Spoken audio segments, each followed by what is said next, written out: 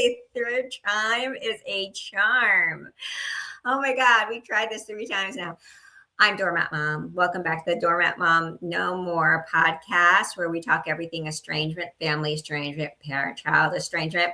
There's been a lot of it in the news lately with the Beckham family saga over Brooklyn Beckham's estrangement from his parents, Victoria and David. Of course, you always wrap in Harry and Meghan Markle and all that too. Brad Pitt, Jennifer Aniston. You've got a lot of stories out there. Celebrity stories, which is a microcosm of this larger issue. I've had my own story happen this week. I had an article come out about me and my Facebook group, Doormat Mom No More, on Saturday, talking about estrangement, talking about how that Facebook group is helping so many estranged parents heal and inspire and support each other. We're very proud of it. And since that article came out last Saturday, we added another 2,500 new estranged parents to the group, and it's not stopping anytime soon. So if you're in need of such a group, you can find your way over there. It goes by the same name as this podcast, Doormat Mom No More. All righty. Today's guest is Alisa Divine. I ran into her work on TikTok. She talks specifically about parental alienation, which is an aspect of estrangement. She talks about other things too, and I'll let her share that. But I did love her videos. I did reach out to her to see if I could get her on to talk about her life story, what brought her to this side of TikTok, and to learn a little something. So she'll be on in a second, but I wanted to share a video of hers before I brought her on, because I really think it's something special, and you can hear it with many ears, so to speak. I'll let you figure that out for yourself. We can talk more about that after you watch it. So hang on.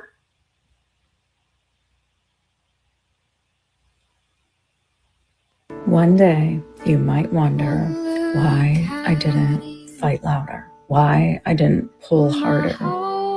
And here's what I want you to know. I never stopped loving you. Even when you didn't respond, even when the reality stunned, even when you chose to not show up. They may have twisted the story, made it easier to blame me, made it harder to feel acceptable having a relationship with me, your mom. But my love, it's never changed. It's only grown. I chose not to fight the way they wanted me to. I didn't want to win. I just wanted you to be okay. And one day, when the fog lifts and you remember, and you will remember, I'll still be here. Not with guilt, not with bitterness, but with love. Always motivated by love. If you're a mom holding space for a child that's been turned against you, comment still here, because your love is not invisible. And one day it will be the thing that brings them back to you. One day you might wonder.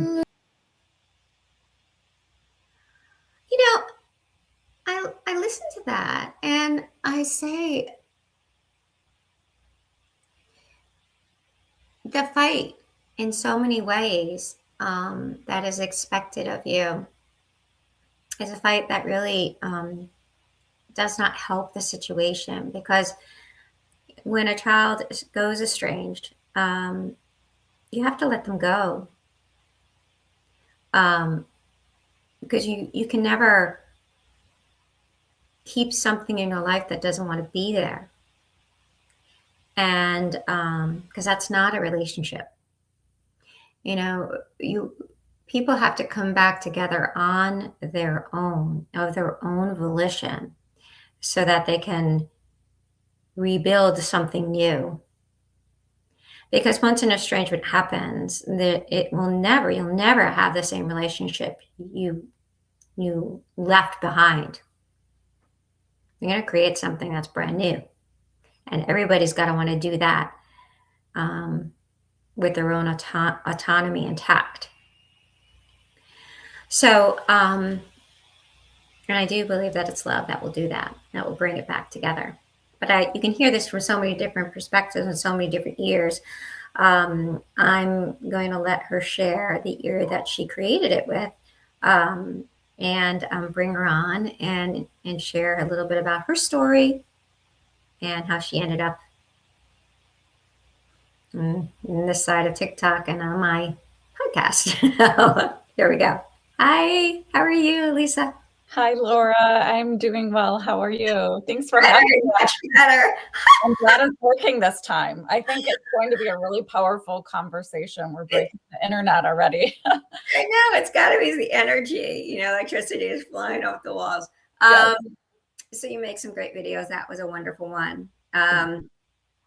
Tell me, tell us about your story, the backstory to you, and how Mhm. you ended up, creating these particular videos. I really would like to know that. Yeah, well, I was actually surprised seeing that one. It's been a while. That was my very first video that I created on parental alienation and what started it all for me.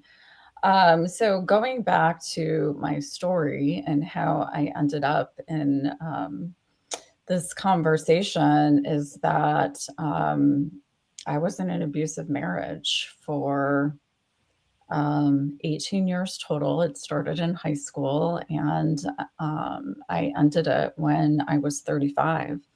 We had 5 children together and I had left many times before and I kept getting reeled back in for various reasons. And so when I've finally left, I had a very solid plan and thought that I did things correctly. And it was very tumultuous. It was a tumultuous divorce. And so after the papers were finally signed, and that was, an ordeal in and of itself, it was probably within a few months that I was being served papers again to go back to court about custody of one of our 5 children, our son. And things had started to shift at that point, and I didn't see it. I Okay. didn't see it because it was very subtle. It went from, me being a stay-at-home mom and having, the parenting the kids the majority of the time, Hmm. to, being a single mom Hmm. and I didn't realize the subtleties that were happening, such as, him wanting to spend more time with just our son and there was a slow,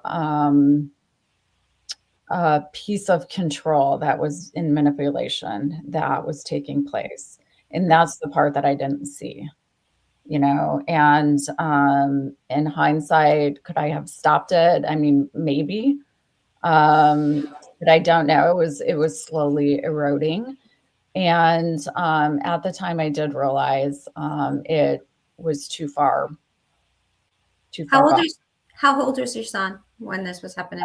At the time, like between 11 and 12, so it was very impressionable age, Yeah. very much wanting to be like his father and so on. Yeah. And, um, and so to make a very long story short, his father received more parenting time, because they were concerned about, you know, the court system was concerned about my son, and Mhm. I did not have enough articulation and understanding to be able to, you know, to say this is what's happening and point everything out. It was just like, Right. I mean, at that time, it was, 2013. There weren't any conversations about this. It was just I felt, that it was an attack on me, and it was. Mhm. um, by the father of my children because I left the marriage, and so it was a form of abuse Right. that since I was not under his control anymore because I left the marriage, this was going to be a new way that he could control me and exclude me from, in this case with our son. How was his relationship? I get that the others are, you have daughters, right? So was it four girls, one boy? How was his relationship with the girls? Was the relationship good? Was he seeing them, or was he just taking this one boy, out on his? Basically, you said he's more in one-on-one time, but how was his relationship with the other kids? Was he Um, engaging with them? yes. Okay. Yes. So this was, you're correct in saying it was one-on-one time. It was different. It was almost like he knew where he could, make the progress that he wanted to make. Okay. Yeah. Okay. Was And he so the oldest boy? Is he the oldest? The no, son? no, No. he was not the oldest. Yeah. Yeah, Okay. and the girls didn't understand. They didn't understand what was going on, Yeah. but he was the second oldest. So, Okay. yeah, so the other ones were too young to understand. And he was never comfortable being able to be with me. He was always Right. being pulled in another direction. And, I mean, many years have passed since then. And, it really is very sad because, um, he missed out on a resource, which was me. Yeah. And, now my husband and, even in some ways, the family that we've created together, and have blended. And there have been sprinklings of, some interaction, Okay. but I know that he is very torn and is, showing a loyalty to his father that, um, you know, that's what's keeping it the way that it is, really, so, Do you share joint custody, or we did. you We did? did, but then he received more parenting time through the court system, which in and of itself is a whole 'nother issue because they are not, um, they don't have training. Now, whether or not they're choosing not to, or they don't have the resources for it, but the courts right now are set up to look at what they can see. So Right. if they have evidence, if Right. they have something visually that they can look at, but if Mhm. we're talking about coercive control, manipulation, um, isolation, things like that, they're not going to acknowledge it because they can't see it. Okay. Um, Coercive control. Explain that, what that term means to our viewers. What is coercive control? Coercive control is covered up control, meaning that it usually happens between the two people or three people that it's taking place, Mhm. and it's not visible to the public or to a greater number of people. Okay. So, yeah, And that is happening, you believe? yes, I know that it was happening. That's the explanation for it, and that is par for the course of the behavior, from the domestic abuse and leading up to all of that. And it really was when it started to parental alienation started happening now with the youngest of ours a year and a half ago that this came back around to me a second time. And I thought, why is this happening again? It was almost as if I was being put in a position that I didn't want to be put in, but that was encouraging me to dive more deeply into this and to look at it from different angles, to study all of the behaviors and the components, Mhm. which is the result of that first video that we just watched, Right. parental alienation. Right. Because I thought, if this is happening a second time around, I I need to do something, because there really wasn't any help for me before, Right. and I need to figure this out. I need to dive deeper. I need to have some kind of peace. And for me, peace meant to understand. Yeah, it does for many people. So, audience, there's difference between estrangement and parental alienation, although a lot of times they're interlocking. They're not the same, and a lot of times people think they're the same. So estrangement can can happen just when a adult child, or even a parent decides that the relationship is no longer um, possible, and so they go their separate ways. Um, and parental alienation is a bit different, and sometimes estrangement results from parental alienation. Parental alienation is where a parent sort of turns the child against another parent, and they do it actively, and it's not as if they really don't want to have that child have a relationship with the other parent. And many times it is out of punishment, to the other parent. There could be a lot other things that are going on that's causing that in that person, whether it be, cluster B personality disorders or whatnot that are causing that. But ultimately, it's literally just, taking that parent, making a bad guy, good cop, bad cop scenario. And so sometimes it does end up in estrangement.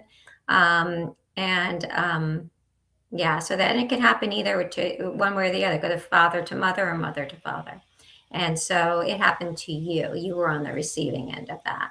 Mhm. So so now you're on the receiving end of that. You have a functioning family of the other four plus a new husband. How long Yes. have you been remarried? 10 years. Oh wow. Okay. Mhm, mhm. So, and your son, does he integrate at all? Does he speak to his siblings? What does he do? He does speak with his siblings, yes.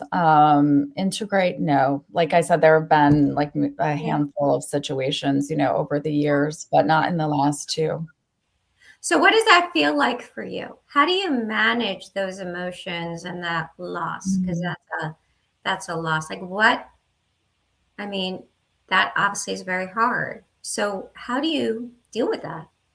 It's the biggest heartbreak there is, to grieve someone who's alive, who is living, a life, and they don't want you part of it. Um, I do know, what I have come to the conclusion on is, um, and we can talk about this after, because I want to answer your question. But I do believe that, the children who are alienated, that they do want you in their lives. They are in a position where they're surviving, and that is why. So that has, given me some peace. But how do I survive all of the emotions? I mean, it was a shit show for a while, and it was stressful. It still is stressful. I've just learned to manage it so much more. I'm trauma informed. Have learned so many coping skills. I've had therapy nonstop.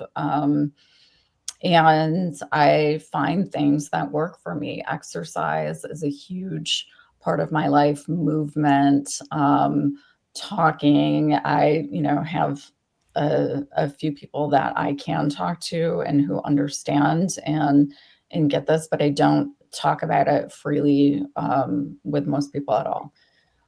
Just because I do feel like it is a very nuanced, situation, and really has not been spoken about, in the public until recently. Yeah. So the majority of people don't understand. And I I journal and I write, and that really has been what has helped me to build a platform, to become articulate, to understand the behaviors, and to be able to explain it to other people, through my videos. Yeah. So the deeper I've dove, the more peace I've found, really. Well, I think that your videos, there's something to be said for video therapy where you're talking to yourself in a sense as you're creating them, which is Mhm. therapeutic in its own sense. But also then you're releasing it out to people who also, obviously, if they're watching your content, they like your content, need your content. So now you're affecting other people and helping them too, and that's therapeutic too. Let me Yeah. ask you a question. Um, was there a moment when you woke up and said, I'm putting more thought into my situation with this one child than I am thinking about the rest of my children, and that needs to stop, and I need to get a hold of that? It wasn't one moment. It wasn't one moment. It was, gosh, and that's hard Yeah. because deep down, I don't believe that he really wants that, you know? Yeah. Um, he was put in that situation, and that is a big difference, between parental alienation and estrangement. Because when it happens with a child, they really don't have a choice. Their parents are all of their resources. They don't have other resources, and so if they don't have additional ways or therapies or things like that, those are all the resources they're getting. So their perspective is extremely skewed, Right. and if there's not other support, it's really limited. Now, have I had a realization where, this is one of the best pieces of advice that I've been given, and it was from my publishing partner, who's a psychotherapist, and he told me, Alisa, celebrate, and this was like before a holiday, you know, he said, Alisa, celebrate the people who are there. Yeah. And I thought, like that helped me to shift because I felt like if I let go, what would that mean? That I didn't care, that I didn't hope that he would come back. And I do hold on to that. I do. And I also realize at the same time that I've had to make choices where um, it was in the best interest for the other people, the other kids who are here, for me to release it for a bit and to enjoy the present moments, and so I would be intentional, because I think it's important to still grieve. Yeah. So I would be intentional about either picking a time to grieve before or a time to grieve after, at what I did miss. Yeah. But I feel like that is really tricky when you've never really had any kind of closure around why. Yeah. I think this your closure is very different than what many um, estranged parent closures are. Estranged, in estrangement when your child walks away, that's pretty much closure, right? So you just have to, you let them go, and eventually let them work whatever it is out that they need to work out. If you've done everything you could to work it out with them and it hasn't happened yet, and then so that becomes your closure, although it's still not easy. Right. There's no, I mean, you gave birth to a child, or and um, that you can't replace one child with another, right? The Mhm. presence is the present. It's but in parent alienation, as you said, it's not, there isn't a closure per se. You almost feel like you do feel. I imagine you have to feel like you've been robbed, and he's been robbed. Yeah. But I think, someone very, very, very smart told me a long time ago, and I've yet to see it not be true, that children are intelligent, and Mhm. underneath it all, eventually, they will figure it out on their own. Yeah. Even though when it might seem like it's going one way, give them enough time and they'll figure it out on their own. So that's one of the reasons why I truly believe that it only harms a parent who cares about their child to say anything negative about the other parent, because that only just throws you into the bad side of that light with the other parent. I mean, that child will remember that. So you never ever have to or should do that for many of reasons, but especially knowing that, have confidence that kids will figure it out on their own. And your son very well could, when he grows up and he starts gaining the mature eyes that he'll find in himself, and he'll start putting pieces together on his own. And and he may just very well realize what's been going on.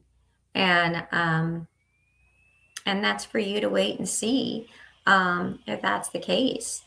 Mhm. um, and it goes back to love, right? Loving them enough to give them the space to do that under these circumstances. But I know it's got to be hard. It's got to be hard. It's got to be hard.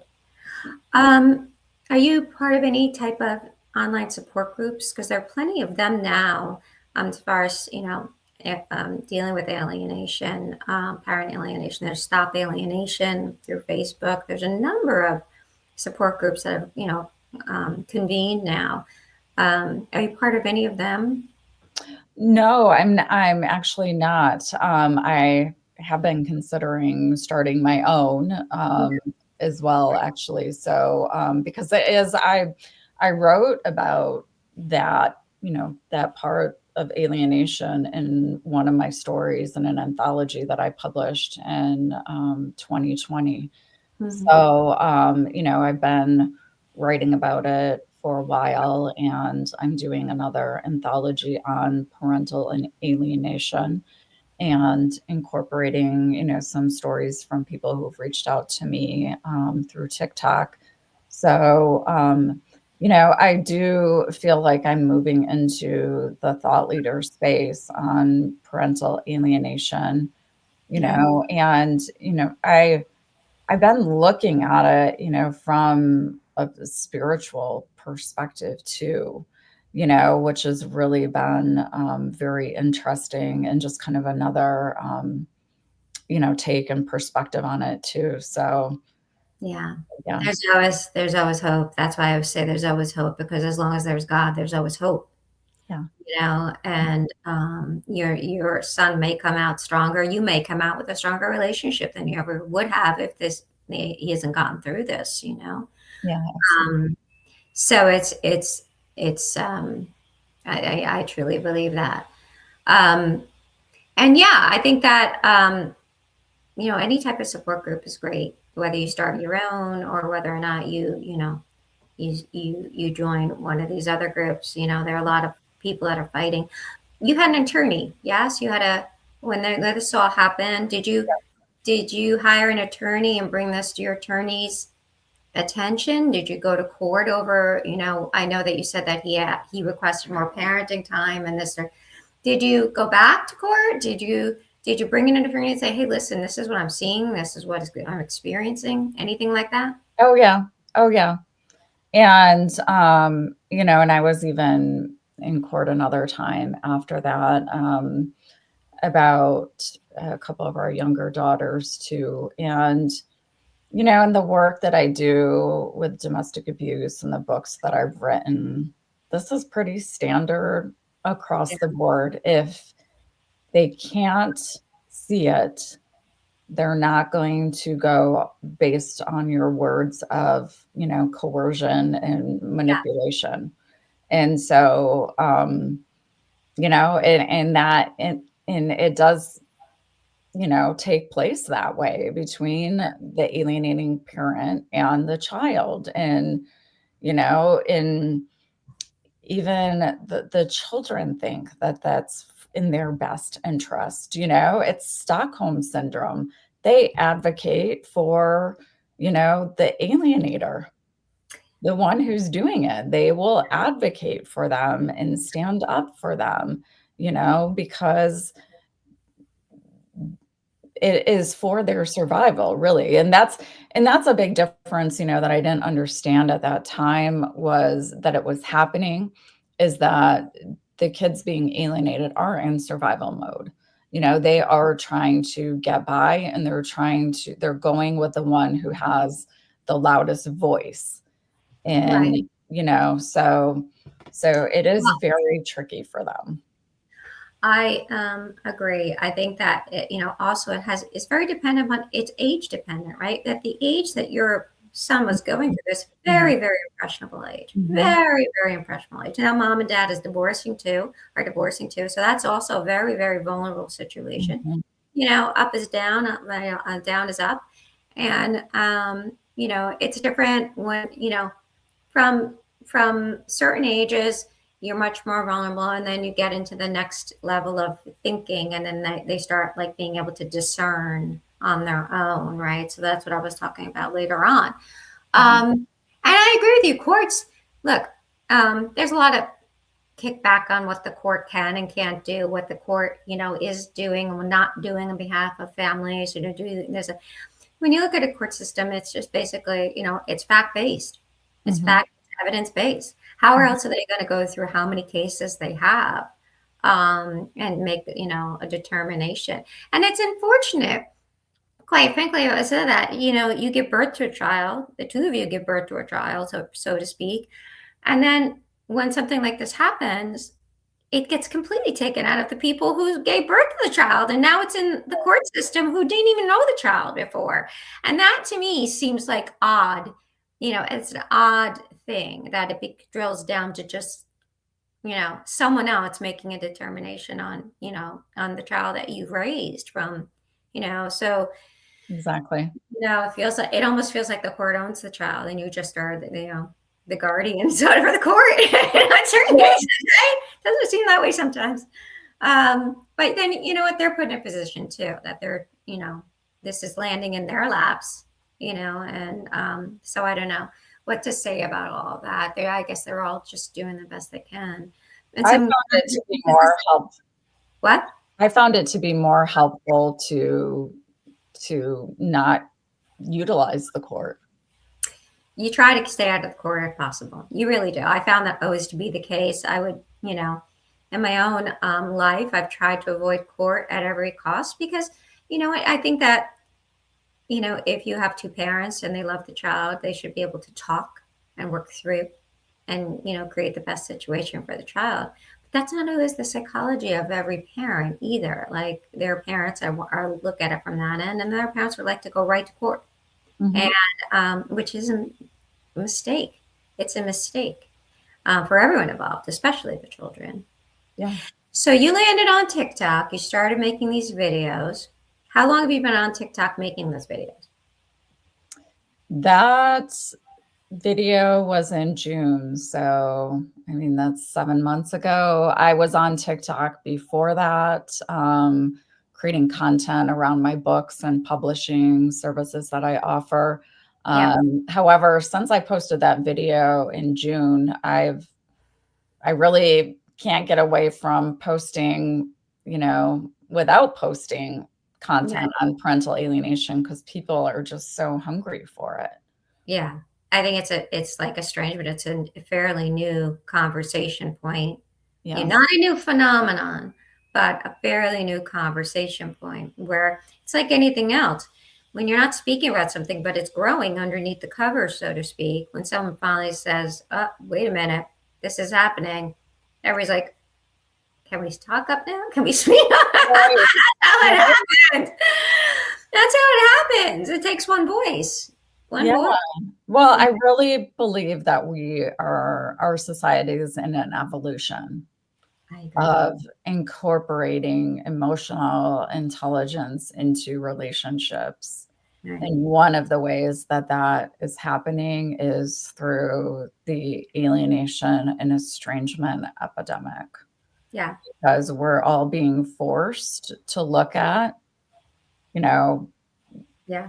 what the healthy ways of a relationship are, and that's being able to have hard conversations, to communicate, to go back and forth. A relationship is not just one-sided or one person having the power and the control, Right. in the relationship. It has to be an equal exchange of energy and balance. And I mean, if you look at it from that perspective, what better way is it to evolve our society into higher quality relationships than being forced to look at the relationships between parents and children?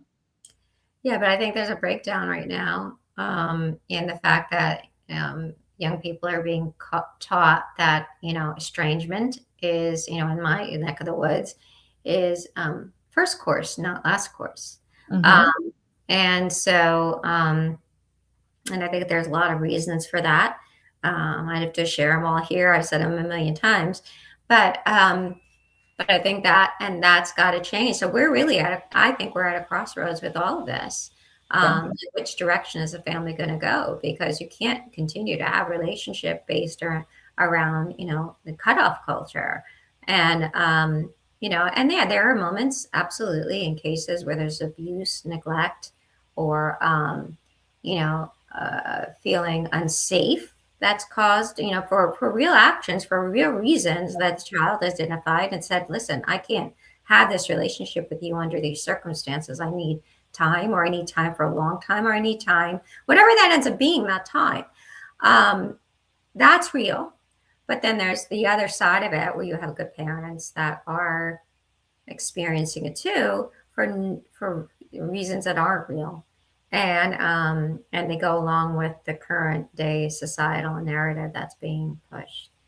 And so and so in the case of your situation, I can understand why this is you lit a fire and now you have to keep it burning, sister. Mhm. I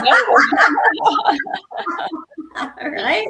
Really, and it's been so healing for me, That's to what it keep is. it burning. So I'm like, there is a bigger, purpose in this, really. And I hear what you're saying too, the cutoff culture is missing such an important component in the relationships, and that is having conversation, having the opportunity to work things out, to go back and forth, Right.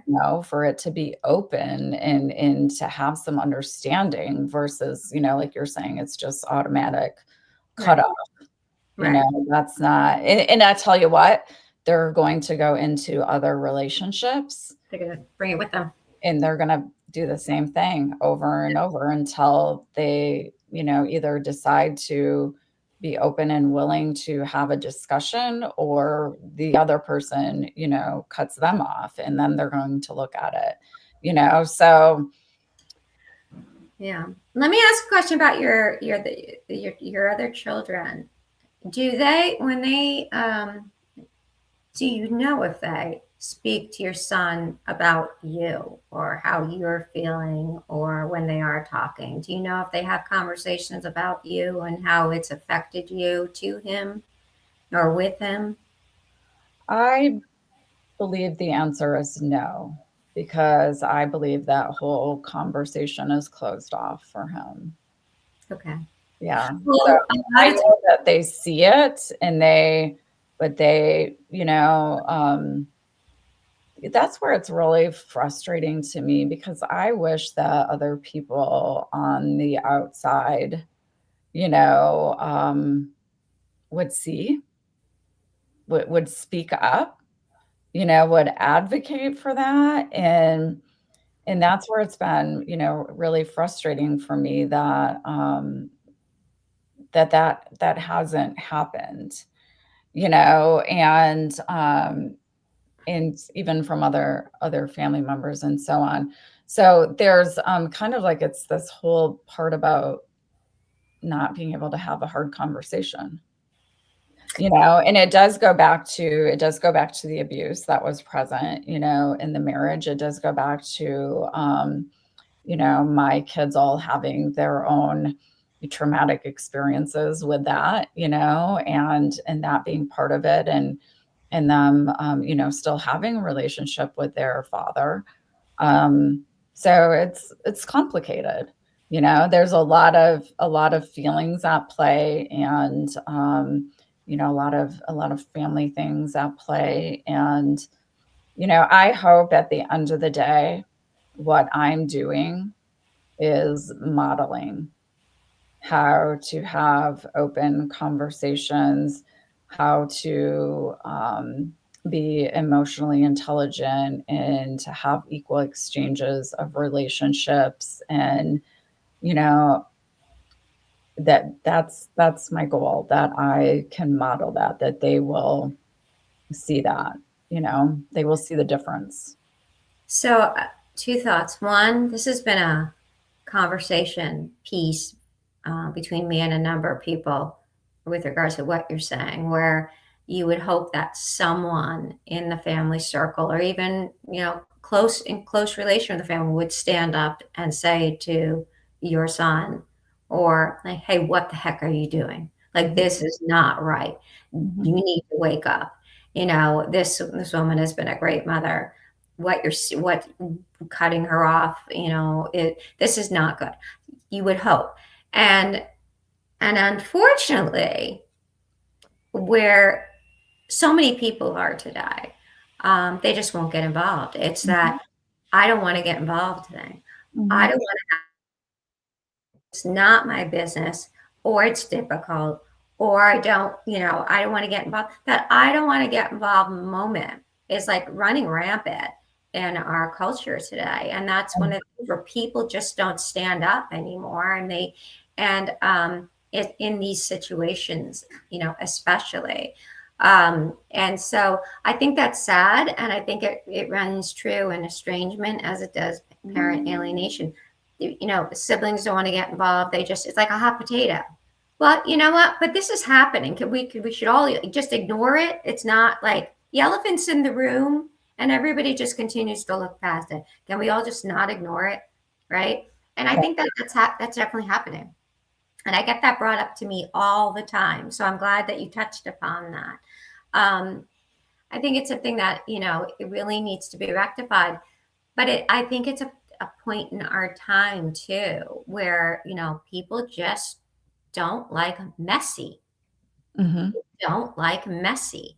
And so, but messy is life, messy is relationship, messy. If you're not, unless you're sitting by yourself in a corner and not engaging with other people, messy happens. Mhm. And and I find it fascinating that I hear that complaint over and over, and yet it still remains so unspoken. That's so interesting to me because it reminds me so much of when I started doing, work in domestic abuse in, let's say, 2016, 17.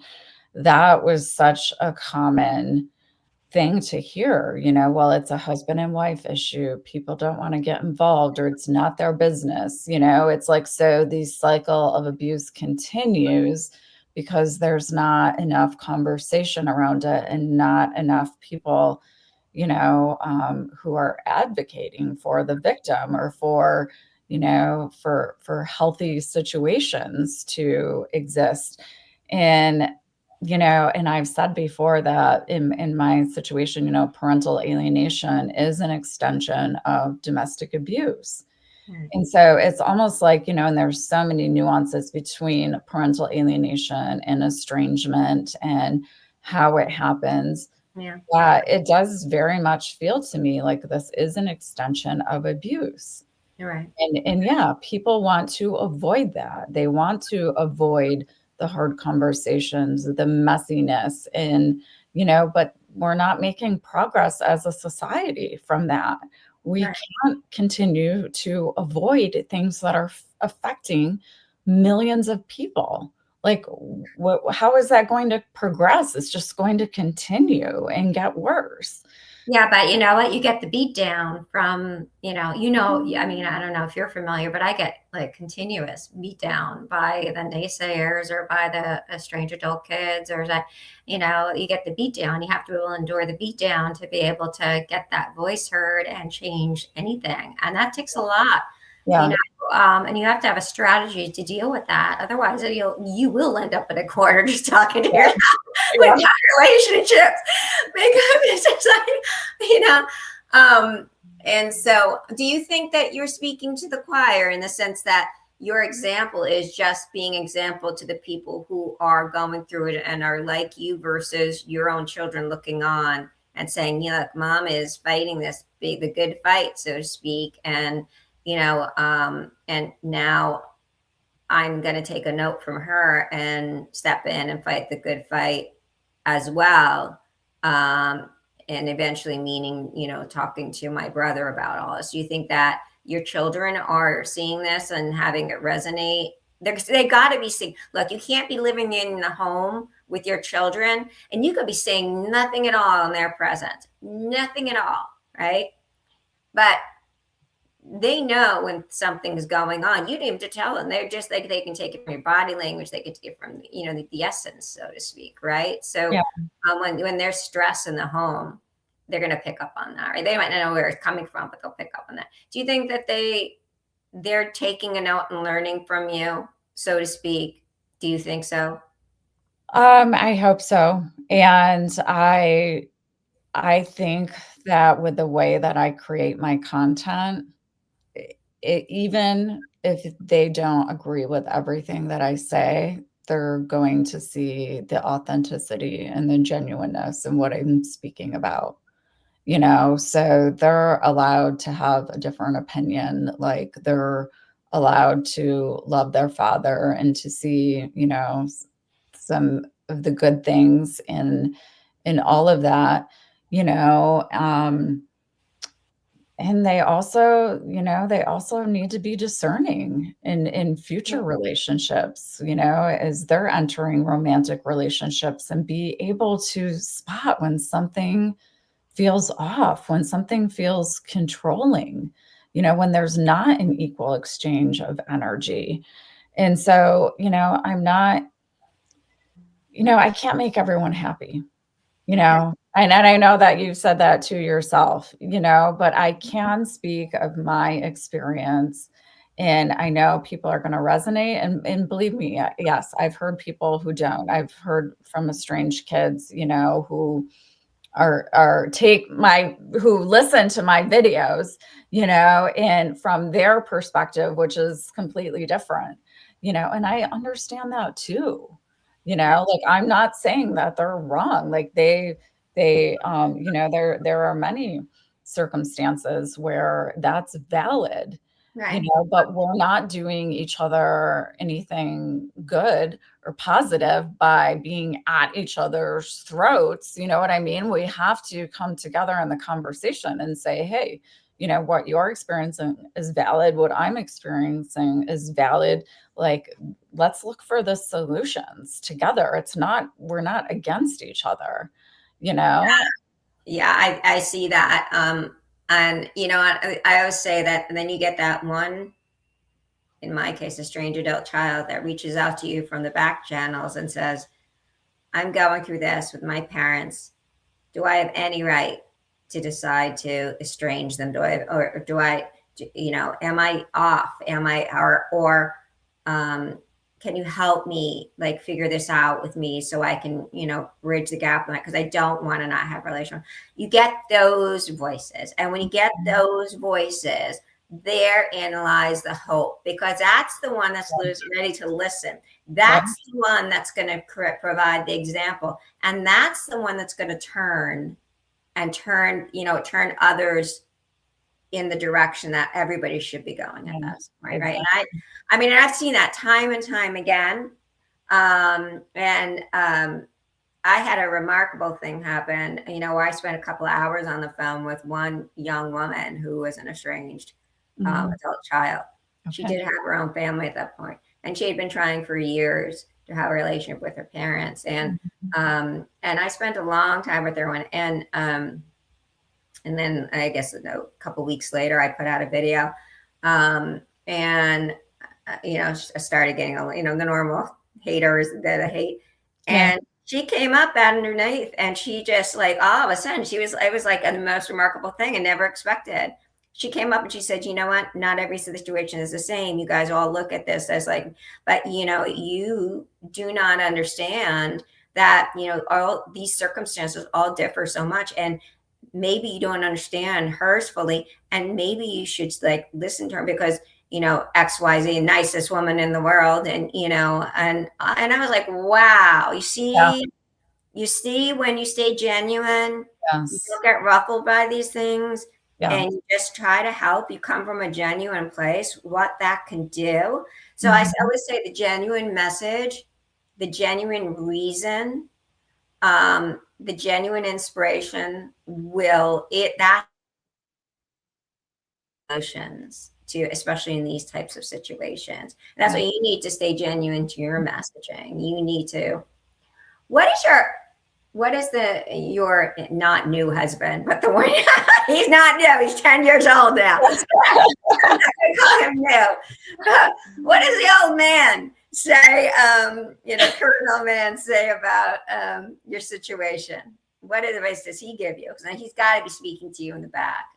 Yeah. I mean, we kind of have this role that we keep trying, that we keep the door open.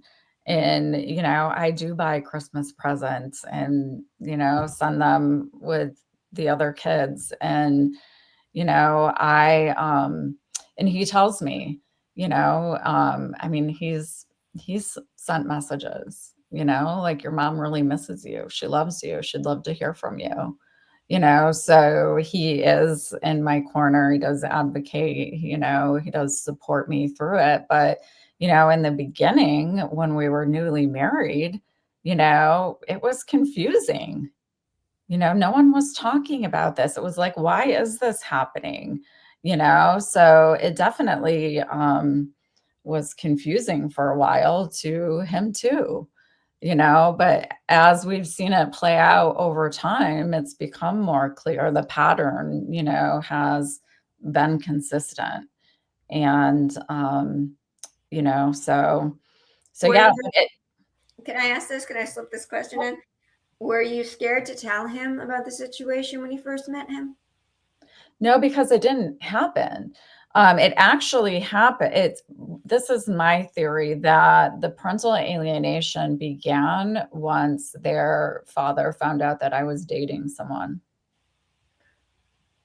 And so that's when the extra parenting time, the request for extra parenting time started taking place. It was a threat to their dad, or that's how he perceived it. It wasn't a threat. My husband has never intended to take anything from anyone. It was about, us building a relationship. And so that it was very clear as far as timing that was when the parental alienation happened. So,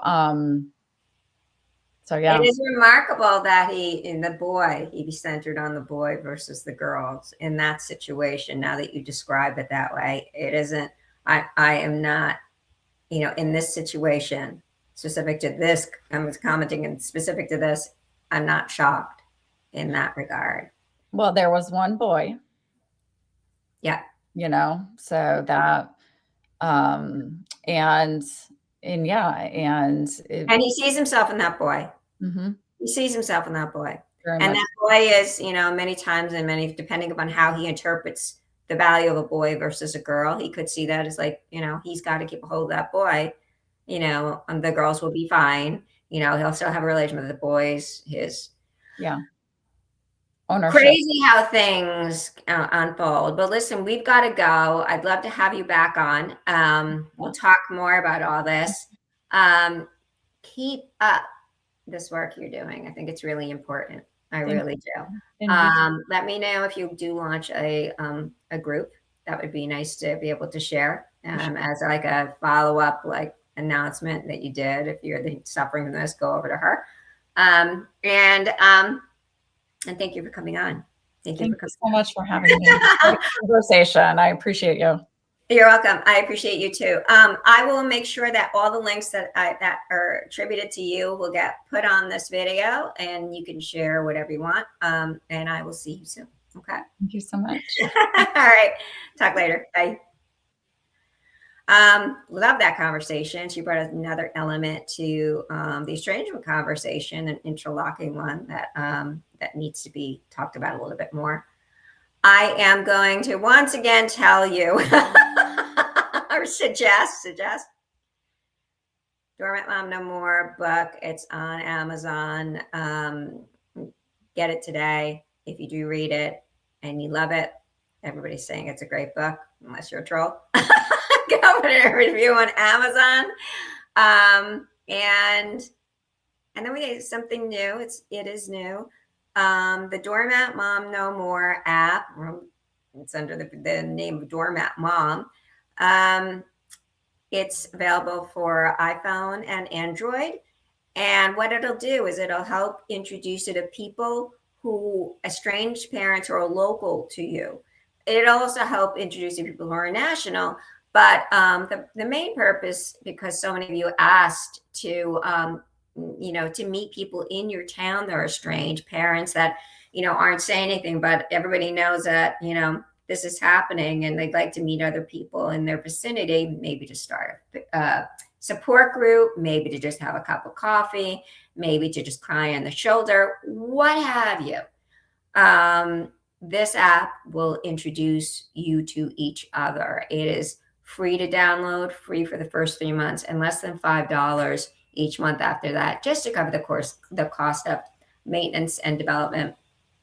Because the reality speaks, I don't want anyone to go without this resource just because they are having challenges with their finances. We're all a little stressed right now about that. So there you go. That's the end of it. And we just came in under an hour. So I'd like to try to keep these an hour. Anyway, thank you for joining me. Thank you for joining this conversation. Send me your comments, send me your questions, and we'll start reading them on the show. And I look forward to seeing you again next week with another great guest. In the meantime, pick that People Love Magazine article up and share it with your friends. Take care, everybody.